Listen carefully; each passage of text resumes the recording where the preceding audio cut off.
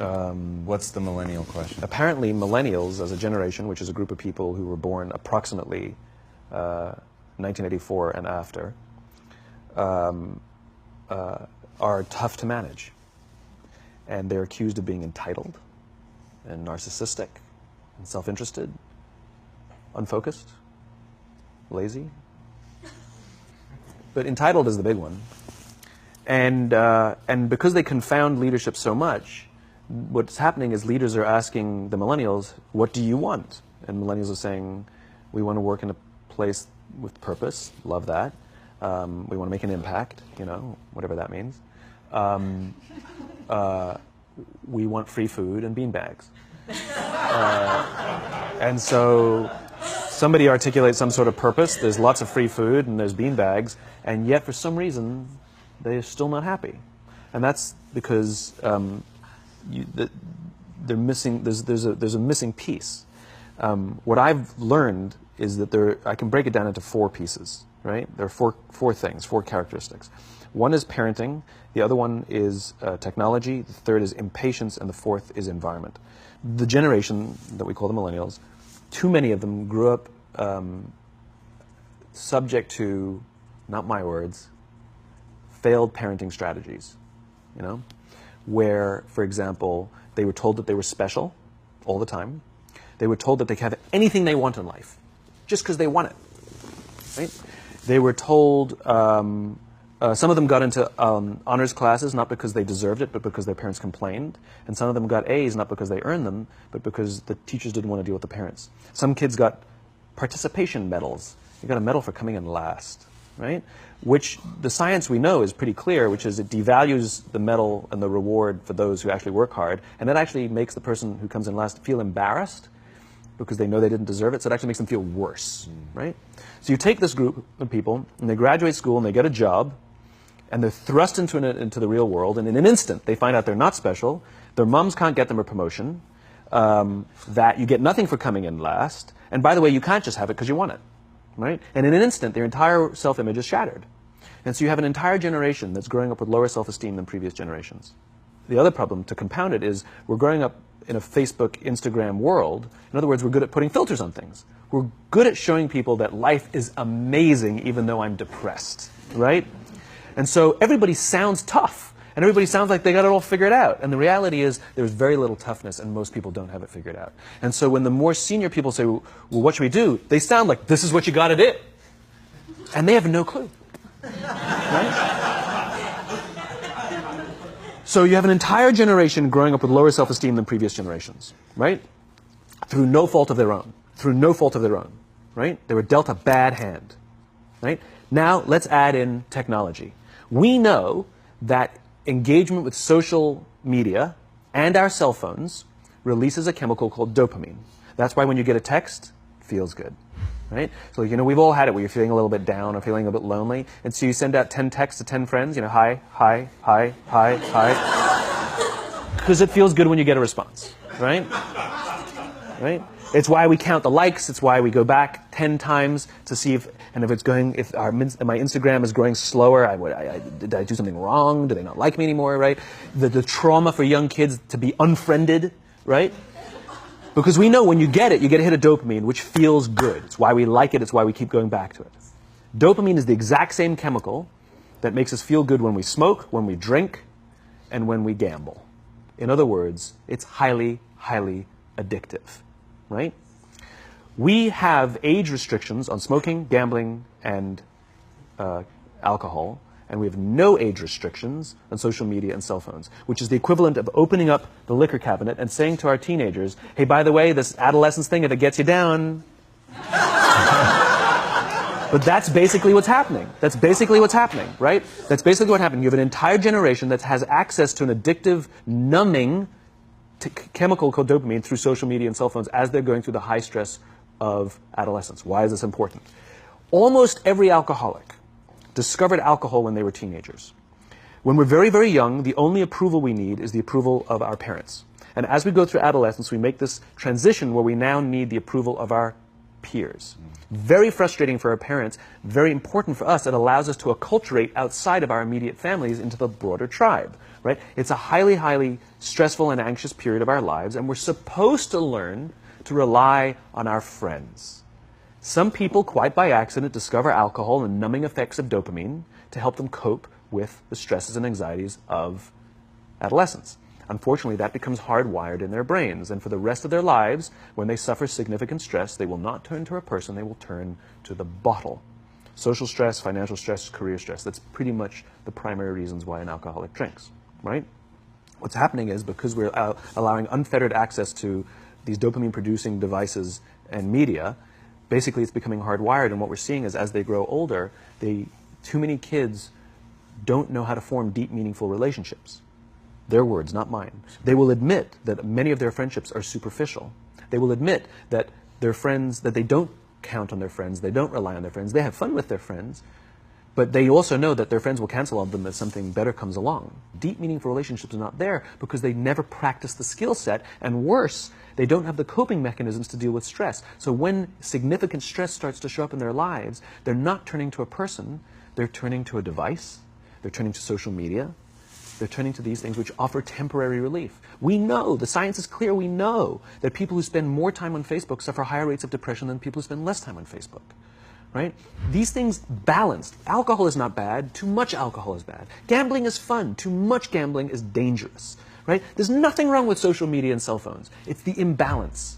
Right? If you're sitting at dinner with your friends and you're texting somebody who's not there, that's a problem. That's an addiction.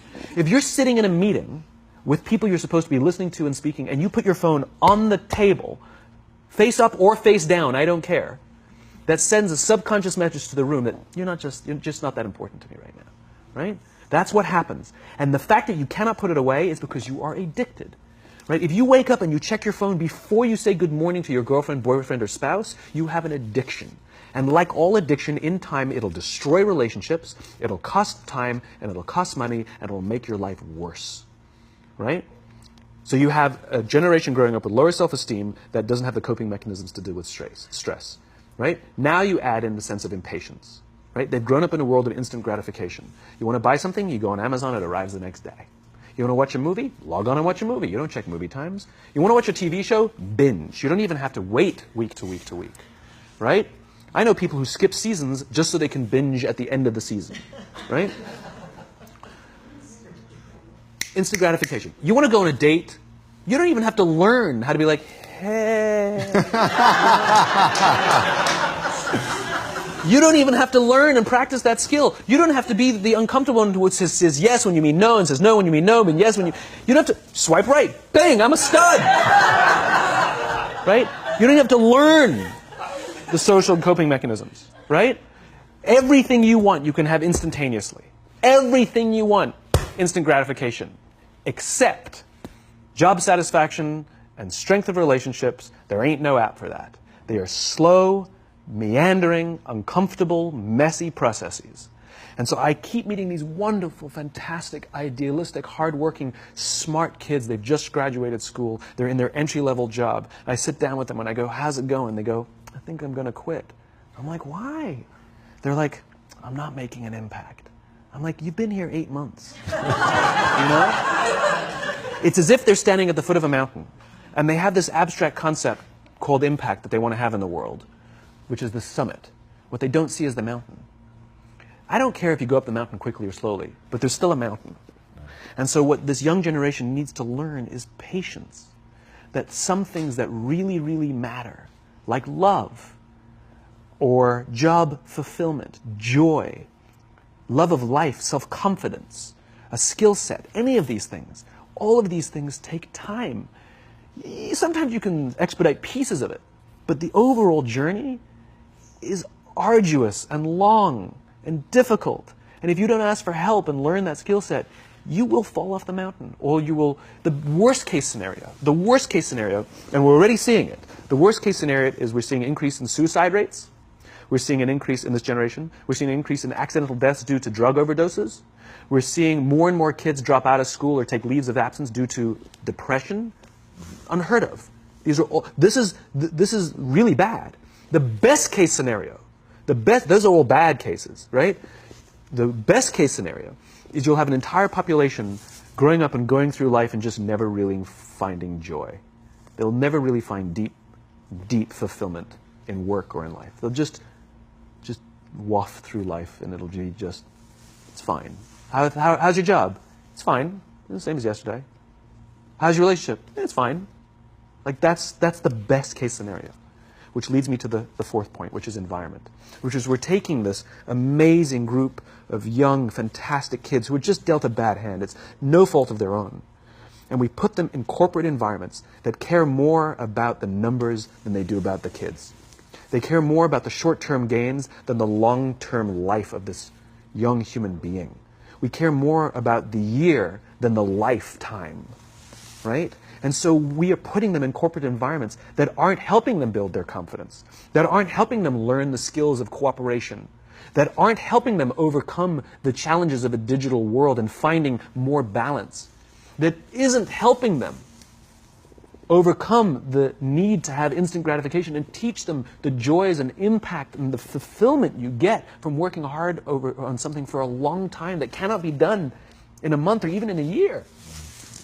And so we're thrusting to them in corporate environments, and the worst part about it is they think it's them. They blame themselves. They think it's them who can't deal.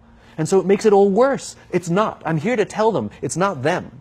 It's the corporations. It's the corporate environments. It's the total lack of good leadership in our world today that is making them feel the way they do. They were dealt a bad hand, and I hate to say it, but it's the company's responsibility. Sucks to be you. Like, we have no choice, right? This is what we got, and I wish that society and their parents did a better job. They didn't. So we're getting them in our companies, and we now have to pick up the slack. We have to work extra hard to figure out the ways that we build their confidence. We have to work extra hard to find ways to teach them the social skills that they're missing out on. There should be no cell phones in conference rooms. None. Zero. And I don't mean the kind of like sitting outside waiting to text. I mean like when you're sitting and waiting for a meeting to start, this is what we all do. We all sit here and wait for the meeting to start. Meeting starting? Okay. And we start the meeting. No, that's not how relationships are formed. Remember we talked about it's the little things? Relationships are formed this way. We're waiting for a meeting to start and we go, how's your dad? I heard he was in the hospital. Oh, he's really good. Thanks for asking. He's actually at home now. Oh, I'm really glad. That was really amazing. I know, it was really scary for a while. That's how you form relationships. Hey, did you ever get that report done? Oh my God, no, I didn't. I'll help you out. Can I help you out with that? Really? That's how trust forms. Trust doesn't form at an event in a day. Even bad times don't form trust immediately. It's the slow, steady consistency. And we have to create mechanisms where we allow for those little innocuous interactions to happen. But when we allow cell phones in conference rooms, we just, okay, have the meeting. And then my favorite is like when there's a cell phone there and you go like this, you go. It rings and you go. I'm not going to answer that. Like, Mr. Magnanimous, you know? When you're out for dinner with your friends, like, I do this with my friends. When we're going out for dinner and we're leaving together, we'll leave our cell phones at home. Who are we calling? Maybe one of us will bring a phone in case we need to call an Uber or take a picture of our meal. That's what I was saying. Come on. I'm an idealist, but I'm not insane. You know? Not a heathen. I mean, it looked really good. We'll take one phone. And so it's like an alcoholic. The reason you take the alcohol out of the house is because we cannot trust our willpower. We're just not strong enough. But when you remove the temptation, it actually makes it a lot easier. And so when you just say, don't check your phone, people literally will go like this. And somebody will go to the bathroom, and what's the first thing we do? Have the phone. Because I wouldn't want to look around the restaurant for a minute and a half, you know? But if you don't have the phone, you just kind of enjoy the world. And that's where ideas happen. The constant engagement is not where you have innovation and ideas. Ideas happen when our minds wander and we go, and you see something, I bet they could do that. That's called innovation, right? But we're taking away all those little moments, right? You should not, and none of us should charge our phones by our beds. We should be charging our phones in the living rooms, right? Remove the temptation. You wake up in the middle of the night because you can't sleep, you won't check your phone, which makes it worse. But if it's in the living room, it's relaxed, it's fine. But it's my alarm clock. Buy an alarm clock. They cost $8. Right? I'll buy you an alarm clock. Simon, thank you again My so pleasure. much for sharing with My us. pleasure. Man. Thank you This very, was very much. really beautiful.